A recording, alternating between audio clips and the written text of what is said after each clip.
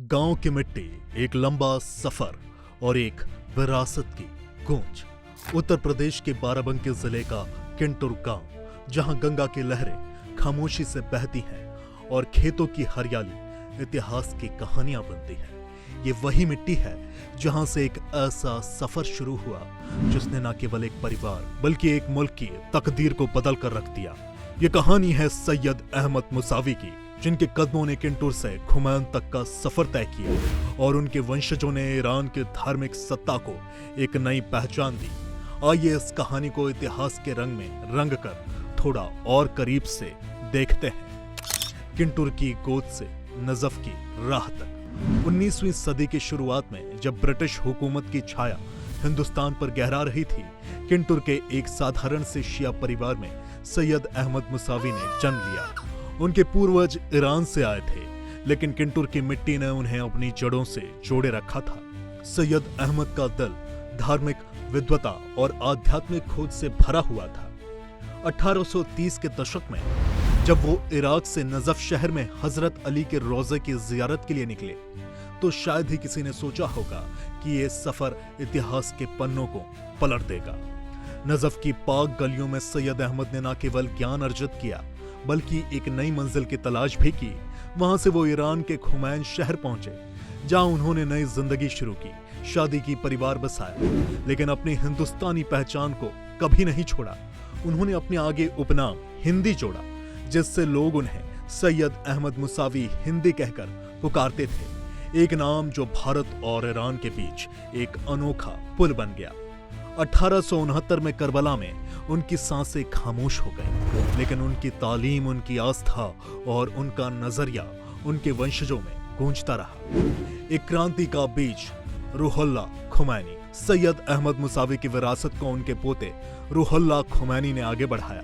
24 सितंबर 1902 को खुमैन के एक साधारण घर में जन्मे रूहुल्लाह का बचपन कुरान की आयतों और धार्मिक शिक्षाओं के बीच बीता। 6 साल की उम्र में उन्होंने कुरान को अपने दिल में उतार लिया था। कूम शहर में उनकी शिक्षा ने उन्हें शिया धर्मशास्त्र का गहरा जानकार बनाया, लेकिन उनका दिल केवल किताबों तक सीमित नहीं था। वो बदलाव का भी सपना देखते थे। 1960 के दशक में जब शाह रजा पहलवी की अमेरिका समर्थित सत्ता अपने चरम पर थी, खुमैनी ने उनकी नीतियों के खिलाफ जमकर आवाज उठाई। उनकी तकरीरें आग की तरह फैली और शाह ने उन्हें 1964 में देश से निकाल दिया। तुर्की, इराक और फिर फ्रांस। खुमैनी का निर्वासन एक क्रांति की नींव बन गया। फ्रांस की धरती से उन्होंने वो संदेश दिया जिसने 1979 में ईरान को हमेशा के लिए बदल दिया। 1979, एक मुल्क, एक क्रांति। 1979 में ईरान की सड़कों पर क्रांति की आग भड़क उठी। आयतुल्लाह रूहुल्लाह खुमैनी की वापसी ने शाह की सत्ता को जड़ से उखाड़ दिया। यह सिर्फ सत्ता का बदलाव नहीं था, यह एक मुल्क के लिए नया उदय था। ईरान अब एक इस्लामिक गणराज्य था, जहां संविधान से लेकर सड़कों तक इस्लामिक कानून थे। खुमैनी सुप्रीम लीडर बने और उनके विचारों ने न केवल ईरान बल्कि पूरी दुनिया में शिया इस्लाम की गूंज को और तेज किया।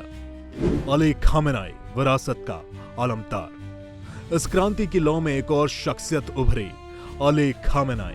17 जुलाई 1939 में मशहद में जन्मे अली सैयद जवाद खामेनाई के 8 बच्चों में से एक थे।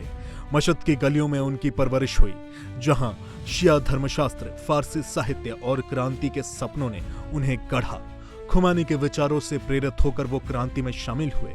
उनकी विद्वता और समर्पण ने उन्हें खुमैनी का करीबी सहयोगी बनाया।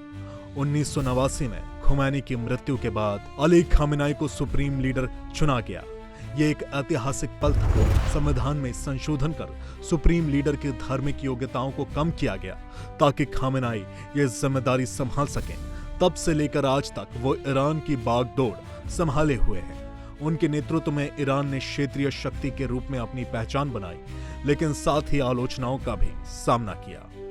ईरान के वर्तमान हालात। वर्तमान में ईरान के राष्ट्रपति मसूद पेज़ेश्कियान हैं, जो 2024 में चुने गए, लेकिन सुप्रीम लीडर के रूप में खामेनाई ही देश की दिशा तय करते हैं। ईरान और इजराइल के बीच बढ़ता तनाव, क्षेत्रीय प्रभाव और वैश्विक मंच पर ईरान की स्थिति, ये सब खामेनाई के नेतृत्व का हिस्सा है।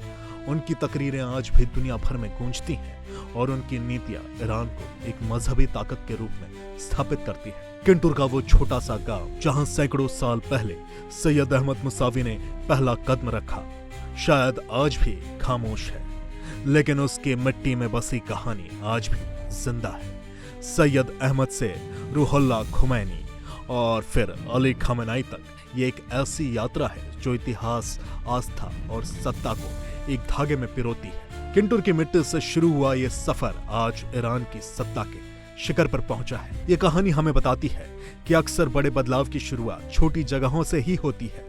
बस जरूरत होती है तो एक सपने, एक हौसले और एक विरासत की।